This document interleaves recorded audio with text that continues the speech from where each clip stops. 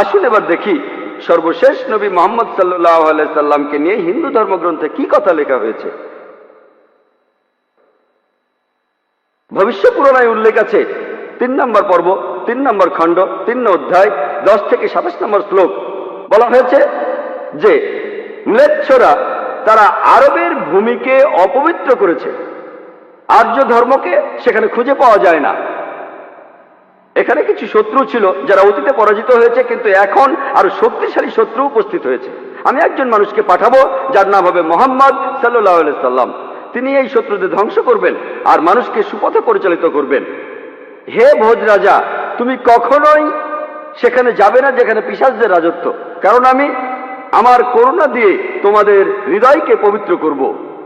তখন দেবদূতের মতো একজন মানুষ তিনি রাজার সামনে আসলেন আর বললেন, হে রাজা, আমাকে এখানে পাঠিয়েছেন ঈশ্বর পরমাত্মা। আর্য ধর্ম পৃথিবীতে বিরাজ করবে, যে ধর্মটা সত্য দ্বীনুল হক সেটা পৃথিবীতে বজায় থাকবে। আমাকে এখানে পাঠিয়েছেন ঈশ্বর পরমাত্মা, যাতে মাংসভোজীদের বিশ্বাসকে প্রতিষ্ঠা করা যায়।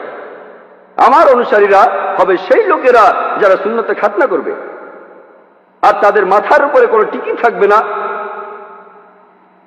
তারা একটা বিপ্লব তৈরি করবে, তারা মুখে দাড়ি রাখবে, তারা প্রার্থনার জন্য আহ্বান করবে, বিধিসম্মত সব খাবারই খাবে, তবে তারা শূকরের মাংস খাবে না। তারা লতাগুল্মের মাধ্যমে পবিত্র হবে না, বরং যুদ্ধ বিগ্রহের মাধ্যমে পবিত্র। তাদেরকে বলা হবে মুসলমান, আর তারা হবে মাংসভোজী। এই ভবিষ্যৎবাণী যে একজন ঋষি আসবেন, আর সেই ঋষির নাম উল্লেখ করা হয়েছে মুহাম্মদ সাল্লাল্লাহু আলাইহি ওয়াসাল্লাম। আর বলা আছে তিনি মানুষ জাতিকে সঠিক পথে পরিচালিত করবেন। আমরা জানি মুহাম্মদ সাল্লাল্লাহু আলাইহি ওয়াসাল্লাম আরবদের পথ দেখিয়েছেন। সে সময়কে বলা হয়তো আয়ামে জাহেলিয়া, অর্থাৎ বিশৃঙ্খলার যুগ। তিনি তাদের আলোর সন্ধান দিয়েছেন।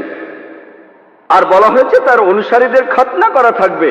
মুসলমানরা খাতনা দেয়, তাদের মাথায় কোনো টিকি থাকবে না, মাথার পেছনে কোনো লেজ থাকবে না, মুসলমানদেরও থাকে না। তাদের মুখে দাড়ি থাকবে, মুসলমানরাও দাড়ি রাখে। তারা একটা